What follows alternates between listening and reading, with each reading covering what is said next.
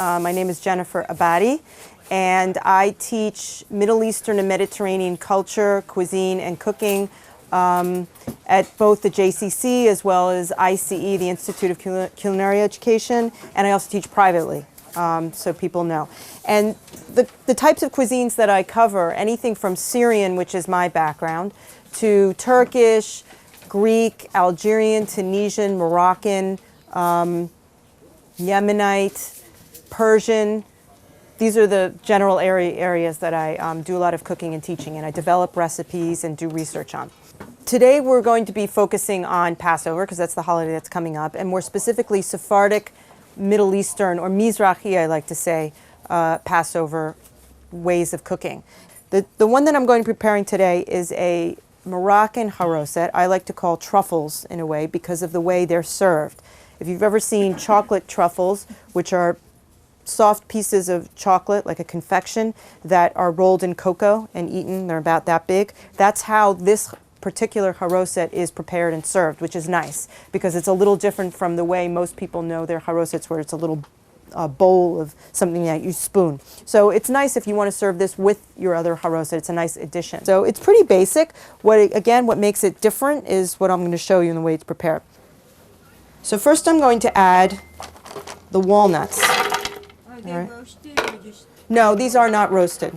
And I'm going to add the almonds. So first I'm going to grind those, and you grind them until they're almost like a fine meal.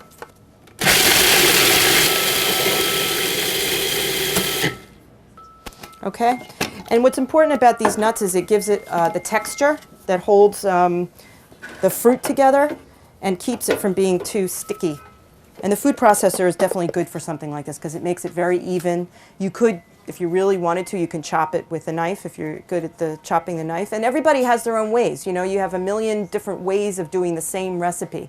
So if you like a little chunkier type of charoset, you know, you can cut it and make it a little bit bigger. So I'm just going to pour now.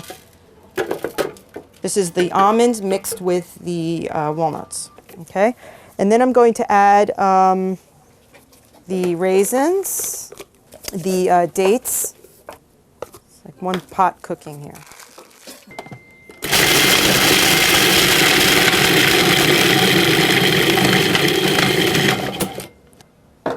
Now I'm going to pour back the ground nuts. And a little bit of the wine. You might want to play with how much wine you add, sort of add it as you go, because you don't want it to be too watery. And it's going to turn into almost like a dough. That's all you need, is to be blended enough to be like a dough. And the last thing we're going to do is you take this dough, so to speak, and what you do is you take a small amount. I tend to like them to be on the small side because they're very rich and they're very sweet, and I don't think people want to bite into a huge meatball size charoset. It's better for them to take more. Okay? You roll a small ball like this, and then you roll it, you know, in the cinnamon. And then I like to roll it again because you don't want it to be too thick with the cinnamon. And this also keeps them from sticking to each other, which is great. And you can make these in advance, which is really nice. I've even frozen this, where I've made it a few days in advance. I make all the little balls like this, and then I layer them in between pieces of wax or parchment paper in a flat container, and put them in the freezer, and they're good to go. And they're really good when you chill them anyway. And then you're left with something like that. And that's how you serve this charoset. You serve this maybe in a platter, on a platter, or in a bowl with all the different truffles piled up. It's nice and in small bowls, so they're piled up. You can also serve it if you make the Hillel sandwich or whatever it is you do in your family, where you put it on the matzah. You can just serve it like this, like a sandwich, you know.